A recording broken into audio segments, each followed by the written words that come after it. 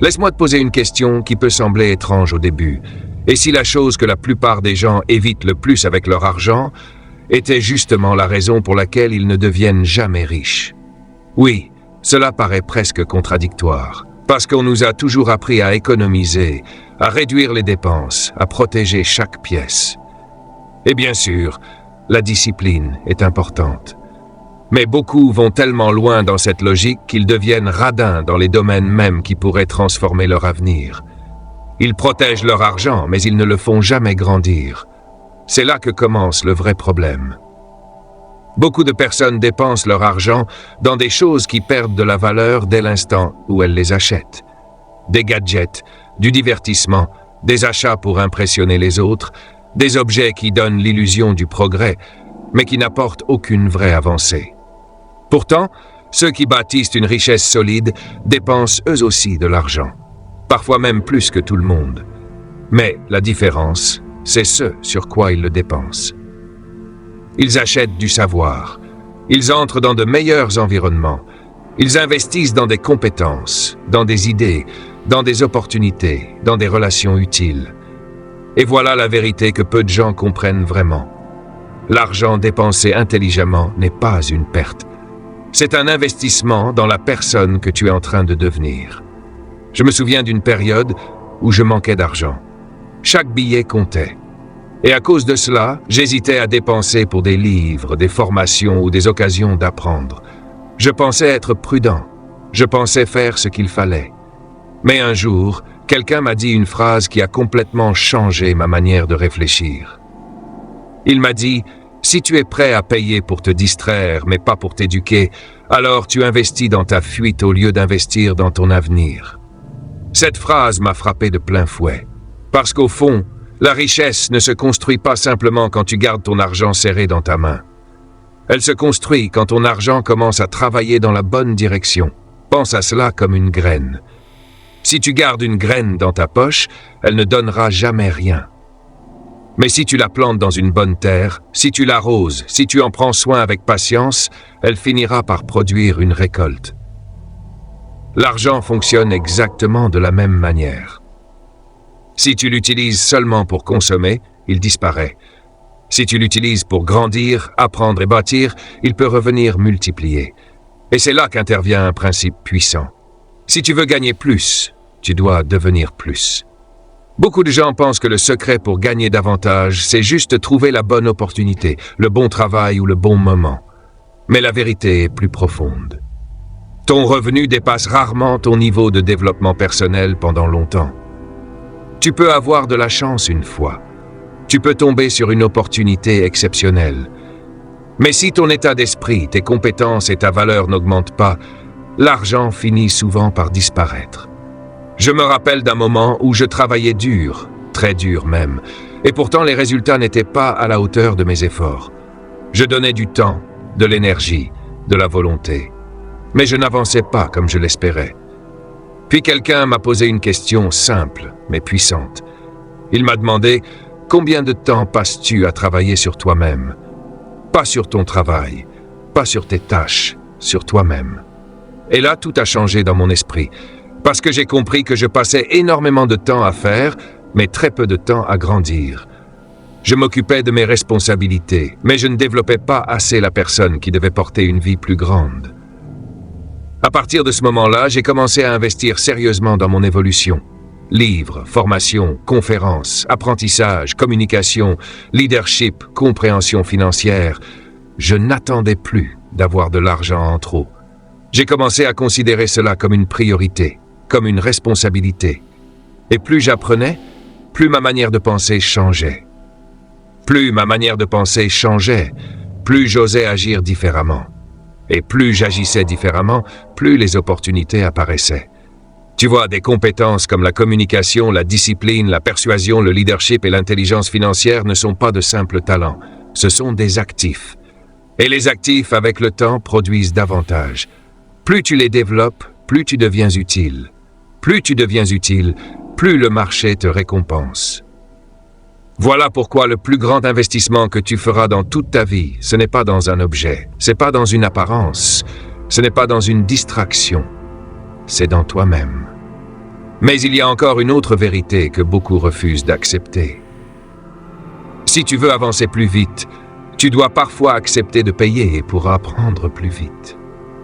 Beaucoup de gens veulent tout comprendre seuls. Ils veulent tout tester par eux-mêmes, faire toutes les erreurs possibles, recommencer encore et encore. Et bien sûr, l'expérience a de la valeur. Mais il faut aussi être honnête. Les erreurs coûtent cher. Elles te coûtent de l'argent, elles te coûtent de l'énergie et surtout, elles te coûtent du temps. Et le temps, lui, ne revient jamais. Alors pose-toi cette question. Pourquoi passer des années à découvrir seul ce que quelqu'un d'autre a déjà appris, maîtrisé et traversé avant toi? Pourquoi vouloir réinventer la roue alors que certaines personnes ont déjà laissé des traces, des méthodes et des raccourcis intelligents? Le succès laisse des indices. La richesse laisse des modèles. Quand tu apprends auprès de personnes qui ont déjà obtenu les résultats que tu veux, tu ne gagnes pas seulement des informations. Tu gagnes du temps, de la clarté et une direction. C'est pour cela que ceux qui réussissent sont prêts à payer pour le savoir.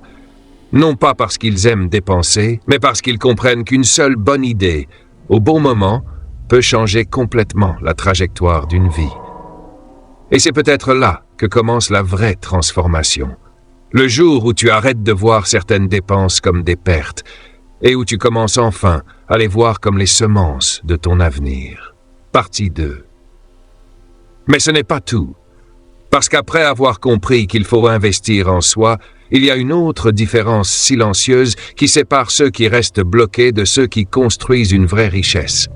Cette différence se voit dans ce qu'ils font de leur argent après l'avoir gagné. Certaines personnes utilisent presque tout pour améliorer leur style de vie. D'autres utilisent une partie importante pour construire des actifs. Et ces deux choix mènent à deux vies complètement différentes. Quand beaucoup de gens commencent à gagner un peu plus, ils veulent tout de suite vivre un peu plus grand. De meilleurs habits, plus de confort, plus de sorties, plus d'objets, plus d'apparence. Et sur le moment, cela donne l'impression d'avancer. Mais ce n'est souvent qu'une illusion. Parce que lorsque les revenus montent et que les dépenses montent au même rythme, la liberté, elle, ne grandit pas. La pression reste, le stress reste, et la dépendance à l'argent du mois reste aussi. Puis j'ai commencé à observer les personnes qui construisaient leur richesse en silence. Elles ne prenaient pas chaque billet pour nourrir une envie immédiate. Avant de dépenser, elles se posaient une question simple. Est-ce que cet argent va faire grandir ma richesse ou est-ce qu'il va simplement me donner une satisfaction de quelques instants? Cette question change tout, parce que la consommation disparaît vite. Mais les actifs, eux, peuvent continuer à produire. Un actif peut rapporter de l'argent, prendre de la valeur, créer des opportunités ou te donner plus de liberté plus tard. Et voilà pourquoi ceux qui bâtissent une richesse durable apprennent à acheter ce qui peut grandir, au lieu d'acheter seulement ce qui brille. Ensuite, j'ai compris une autre leçon essentielle. Parfois, la manière la plus intelligente d'utiliser l'argent, ce n'est pas seulement d'acheter un actif, c'est d'acheter du temps. Au début, je voulais tout faire moi-même. Chaque détail, chaque tâche, chaque petite responsabilité. Je pensais que c'était la preuve du sérieux. Je pensais économiser. Mais en réalité, je remplissais mes journées sans forcément produire les résultats les plus importants. J'étais occupé, mais j'étais pas toujours efficace. Puis j'ai compris ceci. L'argent perdu peut revenir, mais le temps perdu ne revient jamais. Et quand tu commences à voir le temps comme ta ressource la plus précieuse, tu arrêtes de vouloir tout porter seul. Tu commences à chercher comment te libérer pour te concentrer sur ce qui a vraiment de la valeur. Les personnes qui réussissent comprennent cela très tôt. Elles utilisent leur argent pour enlever les tâches qui leur volent leur énergie, pour travailler plus intelligemment, pour se concentrer sur ce qu'elles font le mieux. Elles savent que certaines petites dépenses peuvent libérer des heures précieuses. Et parfois, une heure bien utilisée vaut bien plus que l'argent qu'il a fallu payer pour la récupérer. Mais il y a encore plus profond. Ton environnement aussi joue un rôle énorme dans ta richesse. Les lieux où tu passes ton temps, les personnes que tu écoutes, les conversations que tu acceptes autour de toi, tout cela façonne peu à peu ta vision. Si tu vis constamment dans un environnement où l'on pense petit, où l'on se plaint sans agir, où l'on critique plus qu'on ne construit, il devient très difficile d'imaginer une vie plus grande. À l'inverse, quand tu entres dans des environnements où les gens créent, apprennent, avancent et parlent d'opportunités, quelque chose commence à changer en toi. Tes standards montent, tes idées grandissent, ton esprit s'élargit. C'est pour cela que certaines dépenses qui semblent inutiles aux yeux du monde peuvent en réalité être décisives pour ton avenir. Un bon livre, une conférence, une rencontre, un lieu de travail plus calme, une formation sérieuse, un événement où tu rencontres des personnes ambitieuses. Tout cela peut faire évoluer ton esprit bien plus vite que des mois passés dans un mauvais environnement. Et justement, il faut parler aussi des relations. Beaucoup de grandes opportunités ne viennent pas seules. Elles passent par les personnes. Une conversation peut ouvrir une porte. Une rencontre peut t'apporter une idée. Une relation peut te faire gagner des années. Le succès ne se construit pas seulement avec des efforts isolés. Il se construit aussi avec les bonnes connexions, les bons échanges et les bons environnements. Mais attention, bâtir un réseau ne veut pas dire collectionner des noms ou faire semblant. Cela veut dire créer de vraies relations avec de la valeur, de la confiance et du respect. Quand tu commences à entrer dans des espaces où les gens veulent grandir, tu comprends vite que les bonnes fréquentations peuvent accélérer ta progression comme rien d'autre. Puis j'ai compris une autre chose capitale. Le travail dur à lui seul ne suffit pas. Si le travail dur suffisait, les personnes les plus épuisées seraient déjà toutes riches. Or, ce n'est pas le cas. La vraie richesse apparaît souvent quand on passe du simple effort à la construction de systèmes. Un système, c'est quelque chose qui continue à produire, même quand tu n'es pas en train de pousser chaque seconde. Cela peut être un processus bien organisé, une habitude automatique, une stratégie financière régulière, une manière de faire qui crée des résultats avec constance. Les personnes riches aiment les systèmes parce qu'ils enlèvent le chaos et remplacent l'improvisation par une structure. Et lorsque tu commences à penser ainsi, ton rapport à l'argent change. Tu arrêtes de voir chaque billet comme quelque chose à garder par peur. Tu commences à le voir comme un outil pour apprendre, pour gagner du temps, pour entrer dans de meilleurs environnements, pour créer des actifs, pour construire des systèmes, pour protéger ton avenir. Parce que oui, protéger ton avenir fait aussi partie du jeu.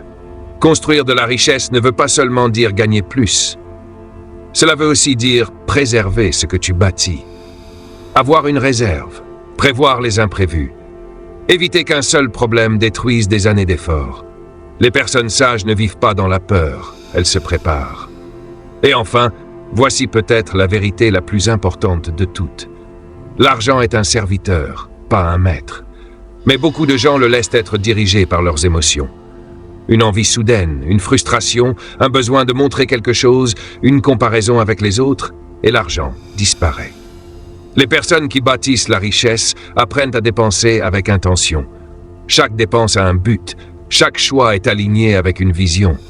Elles ne laissent pas l'impulsion décider à leur place. Alors retiens ceci. La vraie richesse ne commence pas seulement quand tu gagnes plus. Elle commence quand tu penses mieux, quand tu dépenses avec sagesse, quand tu investis en toi, quand tu construis au lieu de consommer sans réfléchir, quand tu protèges ton avenir. Et quand tu fais enfin travailler ton argent dans la direction de la vie que tu veux vraiment créer. C'est là que tout change. Parce qu'à partir de ce moment, ton argent ne sert plus seulement à survivre, il commence à construire ta liberté. Conclusion. Alors retiens bien ceci. La richesse ne commence pas le jour où tu gagnes plus. Elle commence le jour où tu comprends enfin comment penser, utiliser et diriger ton argent. Tant que ton argent sert seulement à impressionner, à fuir ou à satisfaire des envies passagères, il disparaîtra. Mais le jour où ton argent commence à servir ta croissance, ton savoir, ton temps, tes actifs et ton avenir, tout change. Parce qu'à ce moment-là, tu ne dépenses plus au hasard. Tu construis, tu ne réagis plus à l'impulsion, tu avances avec intention. Et c'est exactement comme cela que naît la vraie liberté. N'oublie jamais ceci. Chaque billet que tu touches est un choix. Un choix entre le plaisir immédiat et la construction durable. Un choix entre survivre aujourd'hui ou bâtir demain. Un choix entre rester au même niveau ou devenir la personne capable de créer une vie plus grande. Alors à partir d'aujourd'hui, arrête de voir l'argent comme quelque chose à garder par peur. Commence à le voir comme un outil à diriger avec intelligence. Investis en toi-même. Protège ton avenir. Construis des actifs. Achète du temps. Entoure-toi mieux. Et fais de chaque décision financière une pierre posée vers ta liberté. Parce qu'au final, les personnes qui transforment leur vie ne sont pas toujours celles qui gagnent le plus au départ. Ce sont celles qui apprennent le plus vite à faire travailler leur argent dans la bonne direction. Et le plus beau dans tout cela, c'est que tu peux commencer maintenant. Pas demain. Pas quand tu seras prêt. Pas quand tout sera parfait. Maintenant.